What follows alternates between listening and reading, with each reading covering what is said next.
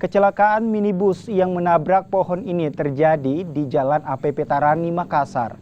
Dari keterangan warga, minibus tersebut sempat melaju dengan kencang sebelum alami kecelakaan. Dugaan sementara kecelakaan tunggal ini akibat sang sopir mengemudi dalam kondisi mengantuk.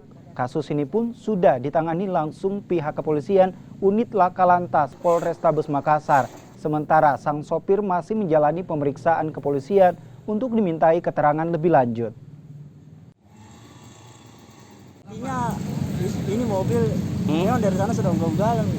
Oh, sudah kencang memang? Iya, kencang sekali.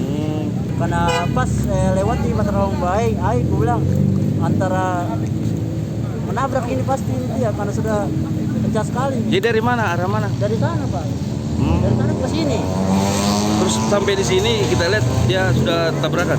Tidak, karena pas tadi kan ada penumpangku juga kuantar. Iya. Nah, gue bilang, udah bahaya ini orang. Pas langsung begini, gue bilang, biar beda. Karena kan penumpangku turun di dekatnya kantor Gojek. Iya. Nah, itu. Sini baru kita lihat tabrakan sini. Nah, pas sudah saya mau ke arah ke sini langsung begini nih. Begitu ceritanya. Ini